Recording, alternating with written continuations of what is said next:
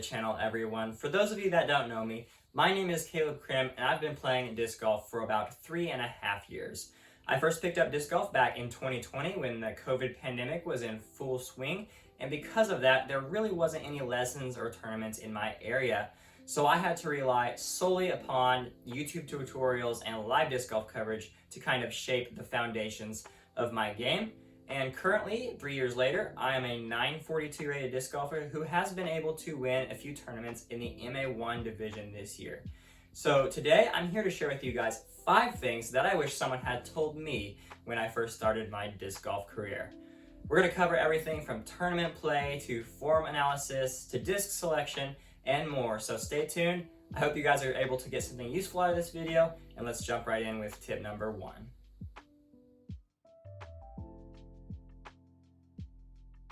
Alright, so the very first thing that I wish someone had told me when I started playing disc golf is a very simple statement, and it is this: throwing the disc harder does not equal more distance. I remember those early days when my dad and I would go out to the field and we would absolutely throw our shoulders out trying to rip the disc through the air to get it to turn over.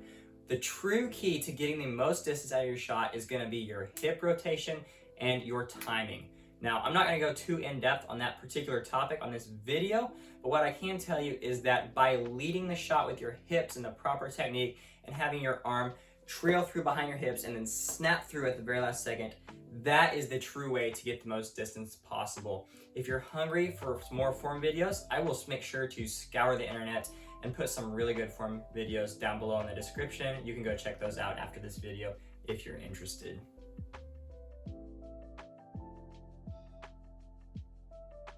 My second tip for you guys is that you do not have to buy a bunch of discs to become a good disc golfer. You can become a great disc golfer with, I would say, as little as 5 discs. Now, if you're looking at entering tournaments, I would probably suggest getting around 20 different discs, drivers, mid-ranges, putters, and different stabilities, as you will be losing some here and there. But the way I would select those discs is by the feel in the hand. And the reason I say that is this: 90% of the time when disc golf manufacturers come out with brand new special discs, they're just clones of other companies' discs.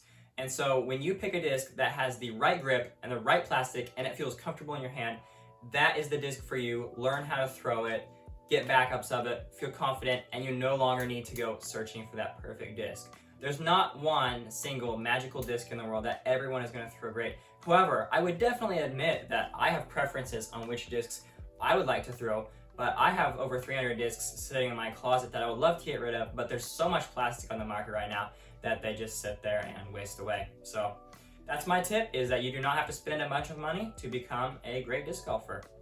Good news.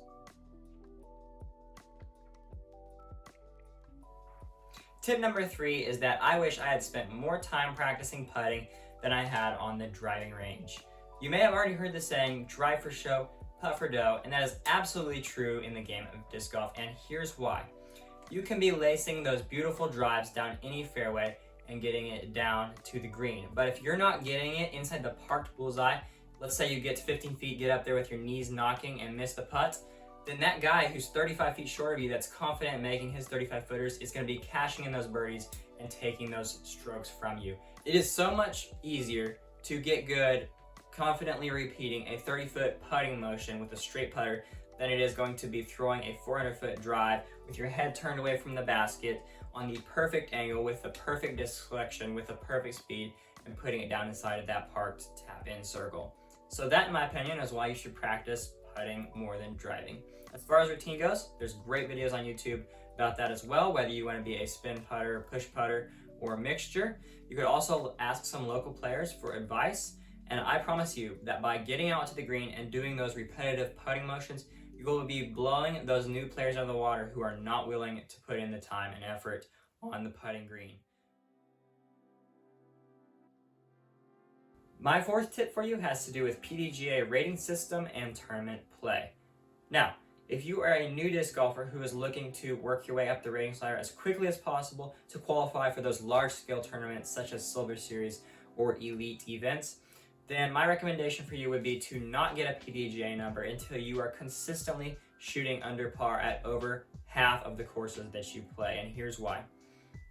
The PDGA requires that for large-scale tournaments that you exceed a certain ratings threshold. Now, the PDGA rating system is very unknown and mysterious as to how they calculate players' ratings, but what you want to do is hold off on getting a PDGA number until you are quite decent, because it is very, very hard to build up your rating over time. For example, I started out with an 810 rating back in 2020, and over the course of 3.5 years, I've only gotten up to 942, which is not enough to qualify for some of those higher up events.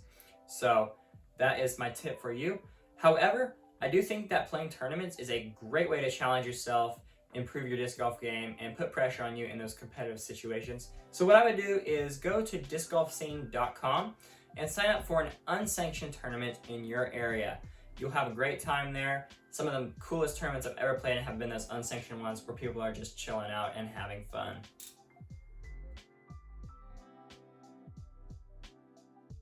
And last but not least, my final tip for you new disc golfers is to keep a good mental mindset when you first begin playing the game. Disc golf is a very difficult sport to begin playing if you don't know what you're doing. There's so many mechanics involved.